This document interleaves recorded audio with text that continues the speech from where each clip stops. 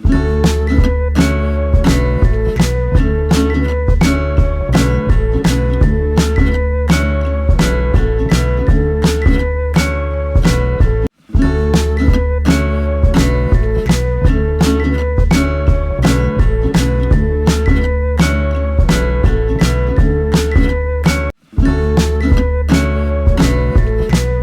स्वादिष्ट किचनमध्ये मी आपले स्वागत करते। आज मी आपल्याला पोह्याचे पकोडे दाखवणार आहे। ते अगदी खमंग आणि खुसखुशीत असे होणार आहेत। तर त्यासाठी इथे मी एक मोठी वाटी पोहे घेतलेले आहे। हे पोहे चाळून आणि स्वच्छ करून घेतलेले आहेत। हे पाव किलो पोहे घेतलेले आहेत। आपण एका पातेल्यात पाणी ओतूयात आणि याच्याने आपण पोहे धुवून घेऊयात। यात पोहे टाकूयात। या पोह्यांना मी 2 ते 3 मिनिटं पाण्यात ठेवणार आहे आणि मग त्याला व्यवस्थित असं उपसून एका ताटात काढणार आहे। हे चांगले मऊ करून घ्यायचे, म्हणजे त्याचे छान असे पकोडे बनतात। पोहे छान असे मऊ भिजलेत आणि ते आता व्यवस्थित असं त्याला ताटात काढून घेतले सर्व पोह्यांना। अर्धा इंच आले आणि 4 मिरच्या घेतले। या मिरच्या तिखट आहेत। आता आपण याचं वाटण करूयात। जर का तुमच्याकडे हिरव्या मिरच्या कमी तिखट असतील तर तुम्ही जास्त घेऊ शकता, 5-6। वाटण तयार झालेलं आहे। 3 टेबलस्पून बेसन पीठ घालूयात। तसेच 2 टेबलस्पून तांदळाचे पीठ टाकूयात।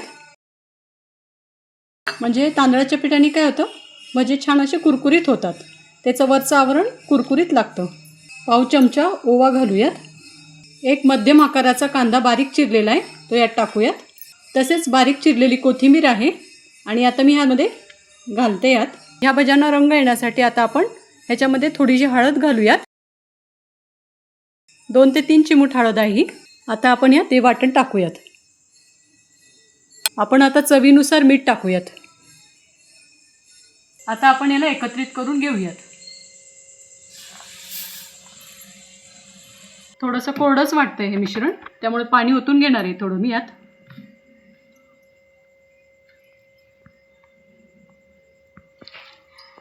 आणि असं याला व्यवस्थित मळून घ्यायचं।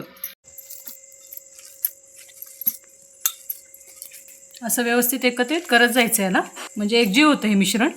अशा रीतीने हे मिश्रण तयार झाले, याचा गोळा तयार झालेला आहे आणि या पद्धतीने करून घेतलेला आहे आपण। गॅस चालू केलेला आहे आणि त्यात आता कढईत तेल टाकते।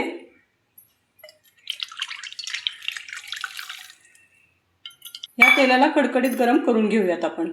तेल छान असं कडकडीत गरम झालेलं आहे आणि आता ह्याच्यामध्ये मी एक छोटासा गोळा सोडणार आहे या भज्याच्या पिठाचा। मग त्याच्यावरून आपल्याला अंदाज येईल की व्यवस्थित असं कडकडीत गरम झालेलं आहे का नाही ते तेल। हे बघा असं टाकते आणि हे छानपैकी असं कडक गरम झालेलं आहे तेल, ज्यात हे भजं तरंगतो आहे आणि छान असं हलका फुलका झालेला आहे। आपण याला आता काढून घेऊयात आणि मग नंतर आपण सर्व भजे तळून घेऊयात। आता एक एक करून भजे सोडून घेते या तेलामध्ये।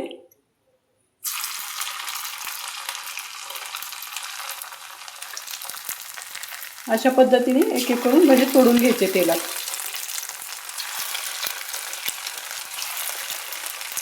गॅसची फ्लेम मध्यम ठेवलेली आहे आणि आता आपण याला पलटी मारूयात।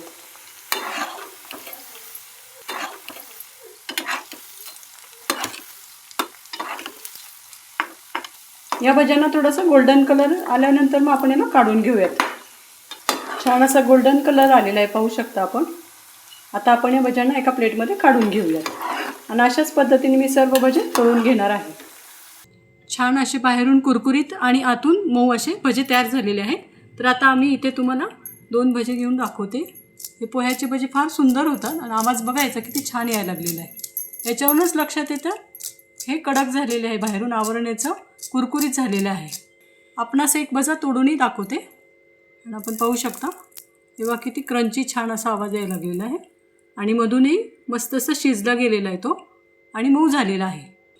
आपण ही पोह्याची भजी सॉस किंवा अन्य चटणीसोबत खाऊ शकतो।